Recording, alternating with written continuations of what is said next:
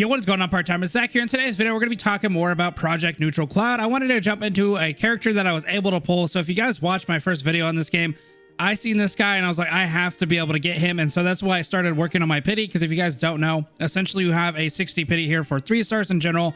And then it looks like about 180 after 180 pulls, you are guaranteed the character at least 30 of his shards that you can exchange, meaning that he does have like an increased rate though. I think he's at like a 1% in like regards to essentially all the other 3 stars. So you do have a higher chance of getting him on the banner. But if you want to outright pity him, you essentially have to go to 180, and I'm about halfway.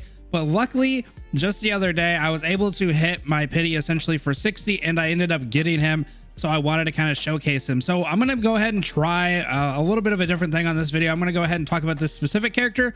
But if you guys would like a team breakdown, definitely let me know in the comments. Or if there's a character that catches your eye and you're like, I would like to know more about that character, definitely let me know. We'll check out different characters. My kind of thought process is to kind of check out each character that I have on my list for my team, and then kind of give an overview of my team, essentially to give you an idea of why I've built the team the way that I did. Now, talking about Aki here, I'm going to go ahead and just talk about some of the different things real quickly. So if you get him to a certain point, because essentially, actually, let me go back. If you get him, you know, after so many stars and whatnot, you can actually limit break him, and then you get some of his different clothing.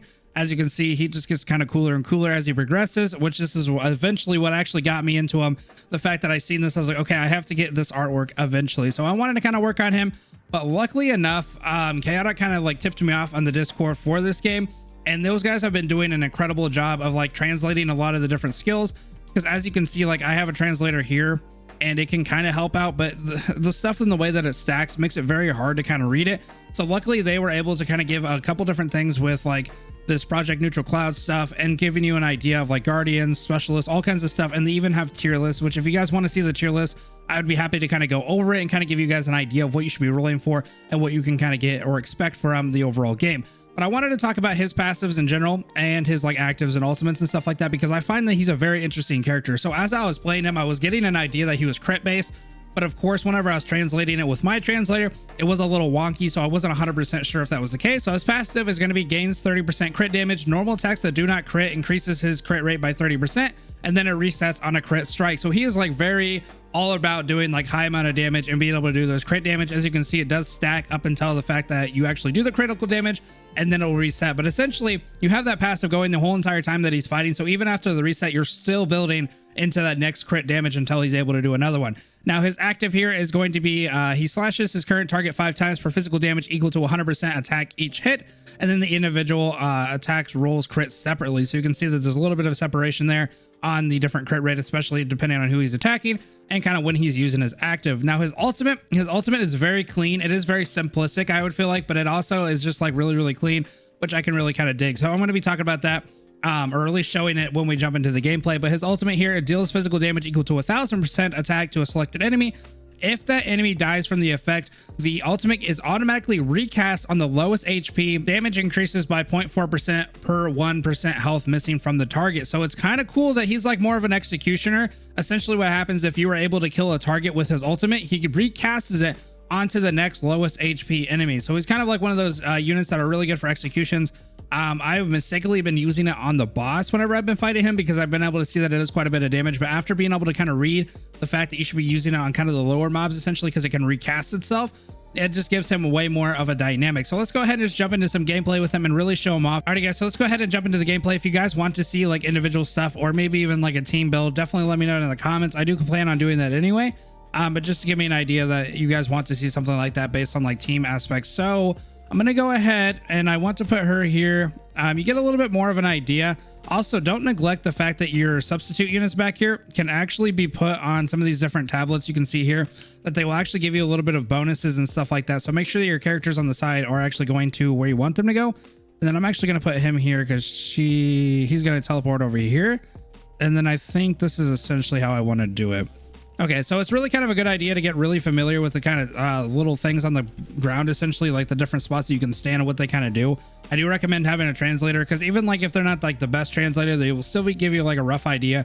The game does a pretty good job of kind of walking through some of the different story aspects of being able to give you like an idea of what it does. But unless you're kind of translating it, you won't know fully what kind of stuff it gives you. So for example, like this one, we'll give her a shield, and the main reason that I give it to her is because she's going to be the most like targeted unit. Essentially, you can see that everybody's kind of procced on her, and so that's why I usually give her the shield, because I want her to stay alive the longest.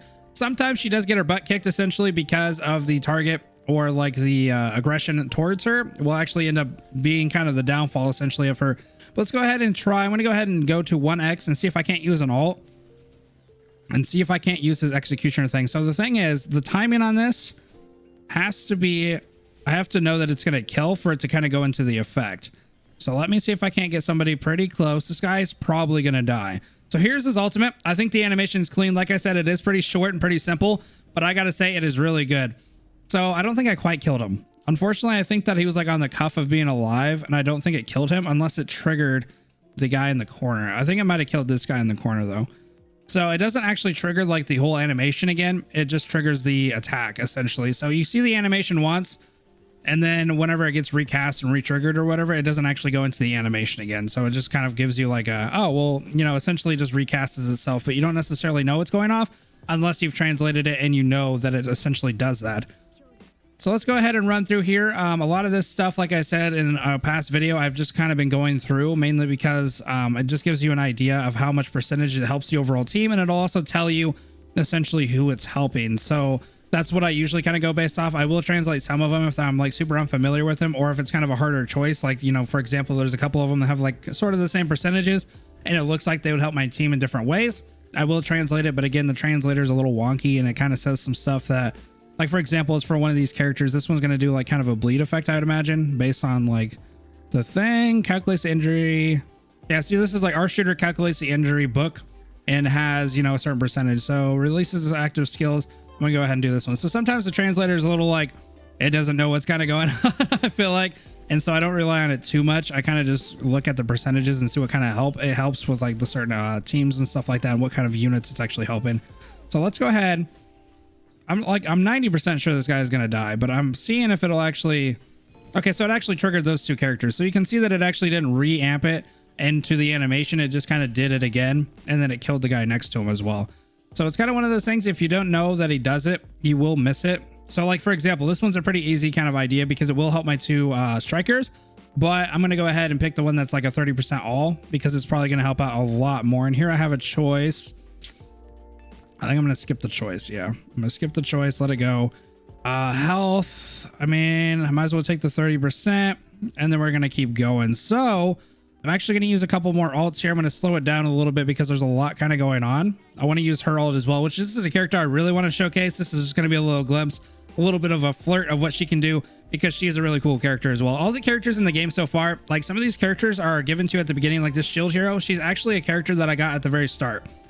And she was free to play essentially, and she has been like literally the rock on my team. She has been like the strongest unit that has literally just tanked everything that she can tank. I mean, obviously she is a tank, but it's just funny that, you know, a character that's essentially free or you got at the beginning is such a good character. So I've really found that this game's like free to play friendly. I've had a lot of fun kind of grinding through some different things and building the different teams. So that's going to go ahead and call it for him.